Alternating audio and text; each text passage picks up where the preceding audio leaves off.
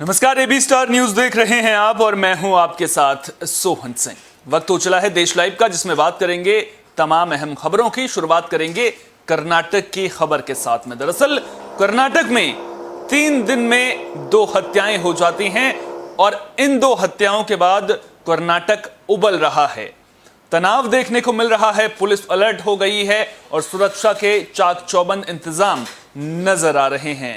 सवाल ये कि क्या कर्नाटक को दहलाने की साजिश रची जा रही है और क्या जो दोनों हत्याएं हुई हैं, चाहे बात परवीन नेटारू की हत्या की करें, चाहे बात मुस्लिम युवक की हत्या की करें, क्या इन दोनों हत्याओं में किसी तरह का संबंध है?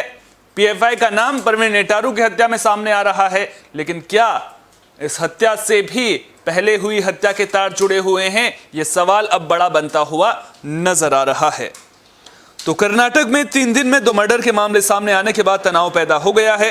गुरुवार शाम कुछ नकाबपोश हमलावरों ने एक युवक की पहले बेरहमी से पिटाई की और फिर उस पर चाकू से वार किया। युवक की अस्पताल ले जाते वक्त मौत हो गई। मृतक की पहचान मंगलपेटे के रहने वाले मोहम्मद फाजिल के रूप में हुई है। पुलिस कमिश्नर से मिली जानकारी के मुताबिक सुरथल इलाके में फाजिल की हत्या उस वक्त हुई जब वो कपड़े की दुकान के बाहर अपने किसी जानने वाले से बात कर रहा था। इसी दौरान कार से 4 नकाबपोश उतरे और उन्होंने उस पर हमला कर दिया। रिपोर्ट्स की माने तो फाजिल पुलिस का इन्फॉर्मर भी था। हत्या के बाद मुल्की बाजपेयी पनाम्बुर में धारा 144 लागू कर दी गई है। 3 दिन पहले दक्षिण कन्नड़ में बीजेपी कार्यकर्ता प्रवीण नेटार की भी कुल्हाड़ी से काटकर हत्या कर दी गई थी, जिसके बाद लगातार प्रदर्शन जारी है।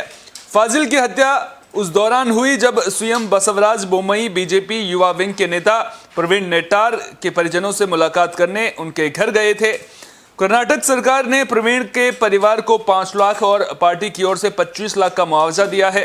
प्रवीण की हत्या के केस में 2 लोगों को गुरुवार को गिरफ्तार किया गया। कुल 21 लोगों को हिरासत में लिया गया है, जिनसे पूछताछ की जा रही है। ये सभी पीएफआई से संबंधित हैं। मुख्यमंत्री बोम्मई ने गुरुवार को कहा कि हालात ऐसे ही रहे तो सरकार राज्य में सांप्रदायिक तत्वों से निपटने के लिए उत्तर प्रदेश के योगी मॉडल को लागू करेगी। सांप्रदायिक सद्भाव बिगाड़ने वाली ताकतों को खत्म करने में कुछ चुनौतियां हैं। ये चुनौती देश भर के राज्यों में मौजूद हैं और इस तरह की ताकतों ने पिछले 10 सालों में कर्नाटक में अपना सिर उठाया है। इसे हम खत्म करके ही रहेंगे। बीजेपी नेता की हत्या के बाद कर्नाटक में कई कार्यकर्ता और विधायक मांग कर रहे हैं कि सरकार सामाजिक अशांति पैदा करने और सांप्रदायिक तनाव फैलाने वाले लोगों के घरों पर बुलडोजर चलाने जैसी कार्रवाई करे।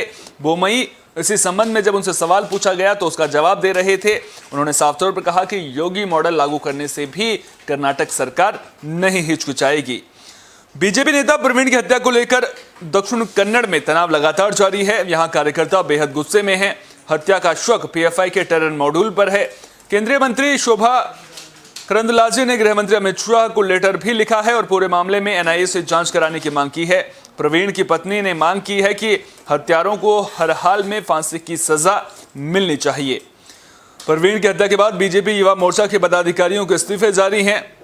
चिकमगलुरु और बागलकोट के बीजेपी युवा मोर्चा के पदाधिकारियों ने अपनी ही पार्टी के नेताओं की उदासीनता का विरोध करते हुए अपने पदों से इस्तीफा दे दिया था। मैसूर, हसन, कोपल्ला, तुमकुरु और अन्य जिलों के युवा मोर्चा के पदाधिकारियों ने भी गुरुवार को पद से इस्तीफा दे दिया था और अब जिस तरह से 3 दिन के अंदर दूसरे मर्डर की खबर सामने आ रही है, सीसीटीवी फुटेज भी आप देख रहे हैं। सीसीटीवी फुटेज में जो बदमाश हैं उनकी तस्वीरें जरूर कैद हो गई हैं, लेकिन उन्होंने नकाब पहन रखा था। तो अब जिस तरह से हत्या के मामले सामने आ रहे हैं वो कहीं ना कहीं बड़े सवाल खड़े करते हुए नजर आ रहे हैं।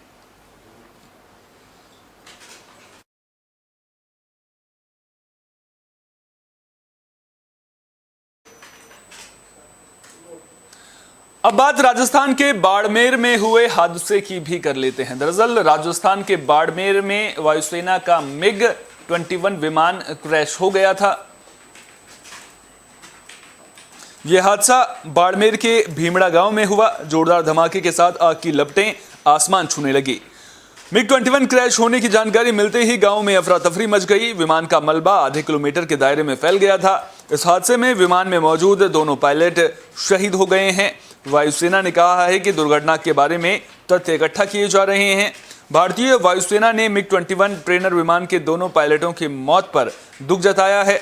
वहीं दुर्घटना के कारणों का पता लगाने के लिए कोर्ट ऑफ इंक्वायरी का आदेश भी दिया गया है। रक्षा मंत्री राजनाथ सिंह ने लड़ाकू विमान दुर्घटनाग्रस्त होने पर भारतीय वायुसेना प्रमुख air chief marshal VR Chaudhari से बात की।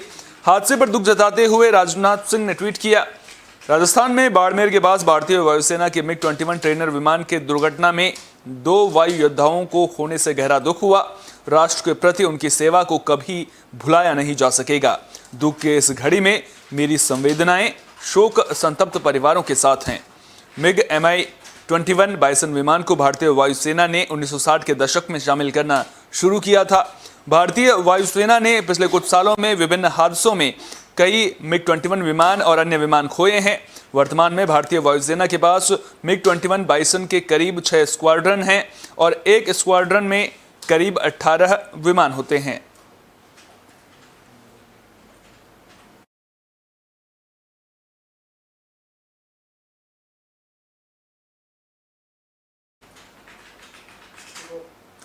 भारतीय विमानन कंपनियों की फ्लाइट और हादसे के बीच अब कुछ नाता सा लग रहा है, क्योंकि भारतीय विमानन कंपनियों के फ्लाइट और हादसे के मामले अब लगातार सामने आ रहे हैं। ताजा मामला इंडिगो की एक फ्लाइट से जुड़ा हुआ है। हालांकि इंडिगो की यह फ्लाइट हादसे का शिकार होने से बाल बाल बच गई। दरअसल कोलकाता जा रही इंडिगो की फ्लाइट रनवे पर फिसल गई और फिसलने के बाद विमान कीचड़ में फंस गया। गनीमत यह रही कि इस दौरान कोई भी यात्री हताहत नहीं हुआ है। बता दें कि फ्लाइट असम के जोरहाट से कोलकाता जा रही थी। इंडिगो ने घटना की जांच के लिए एक टीम का गठन किया है। हालांकि प्रारंभिक निरीक्षण के दौरान कोई असामान्यता देखने को नहीं मिली है। बता दें कि विमान में कुल 98 यात्री सवार थे। दरअसल टेक ऑफ के दौरान विमान के पहिए रनवे से हट गए थे और कीचड़ में फंस गए थे, जिसके बाद भारतीय वायुसेना की मदद से यात्रियों को विमान से उतारा गया। बाद में फ्लाइट को रद्द कर दिया गया है। बता दें कि भारतीय वायुसेना एयरपोर्ट की देखरेख कर रही है। इंडिगो एयरलाइंस ने बयान जारी कर जानकारी दी कि पायलट ने एहतियात के तौर पर टैक्सी प्रक्रिया को अंजाम दिया और आवश्यक निरीक्षण के लिए कहा। विमान को निरीक्षण के लिए जोरहाट वापस ले जाया गया। प्रारंभिक निरीक्षण के दौरान कोई असामान्यता नहीं देखी गई। घटना का गहन निरीक्षण शुरू कर दिया गया है। इसके बाद उड़ान को रद्द कर दिया गया। बता दें कि बीते कुछ दिनों में इंडिगो की फ्लाइट्स के साथ कई घटनाएं हुई हैं। हाल ही में नागरिक उड्डयन मंत्री ज्योतिरादित्य सिंधिया ने लोकसभा में एक लिखित उत्तर में कहा है कि 1 जुलाई 2021 और 30 जून 2022 के बीच विमानों में तकनीकी खराबी से संबंधित कुल 478 घटनाएं हुई हैं।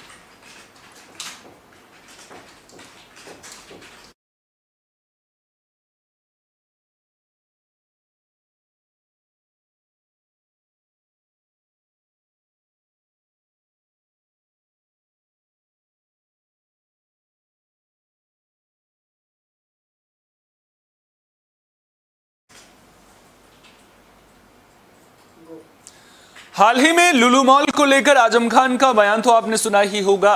सोशल मीडिया पर आजम खान खूब चर्चा में आ गए थे जब उन्होंने लुलु मॉल को लेकर बयान दिया था।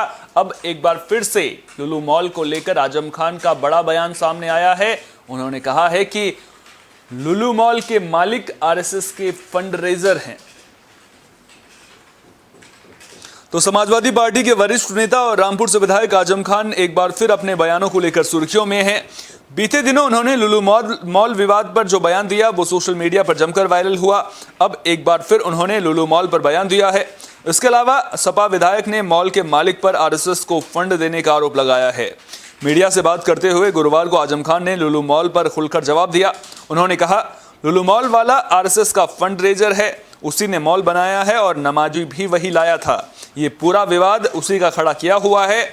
अब उसे इसका नाम बदलना चाहिए, लेकिन वो इसका नाम नहीं बदलेगा क्योंकि वो इस नाम से कमा रहा है। वो अपने गिरेबान में मुंह डाले और फिर जवाब दे। हमसे इस मुद्दे पर जवाब नहीं लिया जाए। जब सपा विधायक से ईडी को लेकर सवाल पूछा गया तो उन्होंने कहा, अंधे हैं हम, देखते ही कहां हैं। आप अंधों की बात क्यों नहीं समझते हैं? हम सूरदास नहीं हैं लेकिन हालात के अंधे हैं। उन्होंने कहा कि मैं पार्टी लीडर नहीं हूं, बल्कि मैं तो केवल एक सीनियर कार्यकर्ता हूं। राष्ट्रपति चुनाव में क्रॉस वोटिंग पर सवाल हुआ तो आजम खान ने कहा, ये आपको किसने बताया? जिसने बताया उसे पहले पार्टी से निकलवाओ। अगर सपा गठबंधन टूट रहा है तो मैं सीमेंट लाकर थोड़े नहीं जोड़ने वाला हूं। तो बड़े बयान देते हुए आजम खान जरूर नजर आए हैं। लुलु मॉल को लेकर के भी उन्होंने बयान दिया।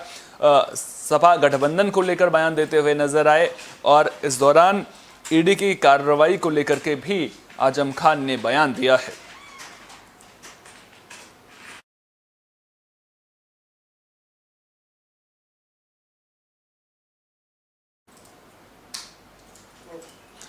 बुलेटिन के आखिर में बात कोरोना की भी कर लेते हैं। दरअसल कोरोना के मामलों में उतार चढ़ाव का सिलसिला लगातार जारी है। पिछले 2 दिन से मामले 20,000 से ज्यादा सामने आ रहे हैं, जो परेशानी बढ़ाते हुए नजर आ रहे हैं।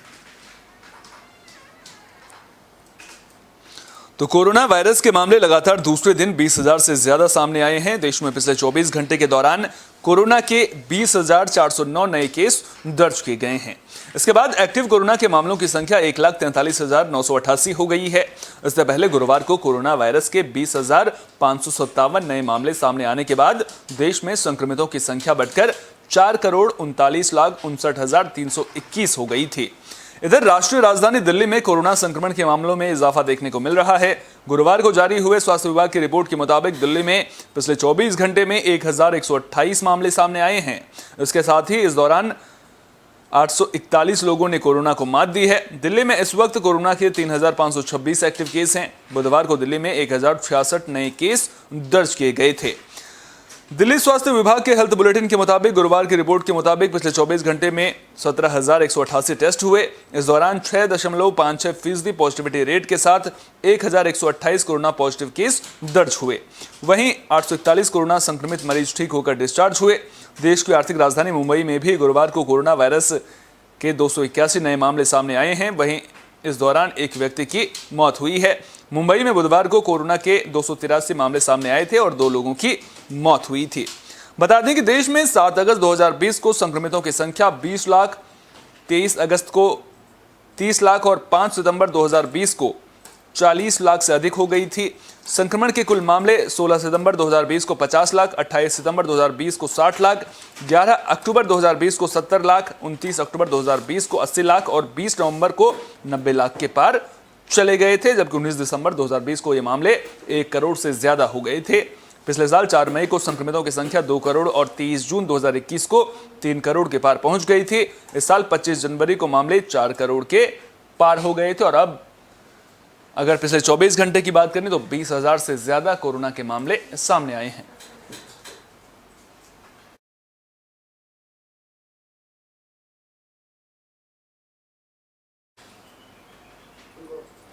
कोरोना को पूरी तरह से खत्म करना है तो इसके लिए सावधानी बरतनी बेहद जरूरी है। अगर आप भीड़भाड़ वाली जगहों पर जा रहे हैं तो पहले तो वहां से दूरी बनाना ही बेहतर समझे, लेकिन अगर आपको जाना पड़ रहा है तो कोरोना गाइडलाइंस का पालन जरूर कीजिए, सैनिटाइजर का इस्तेमाल कीजिए और ये सुनिश्चित जरूर कीजिए कि आपके चेहरे पर मास्क लगा हुआ हो। देश लाइव में फिलहाल के इतना ही। देश दुनिया की तमाम अहम खबरों के लिए बने रहिए AB स्टार न्यूज के साथ, क्योंकि यहाँ पर खबरों का सिलसिला कभी नहीं थमता।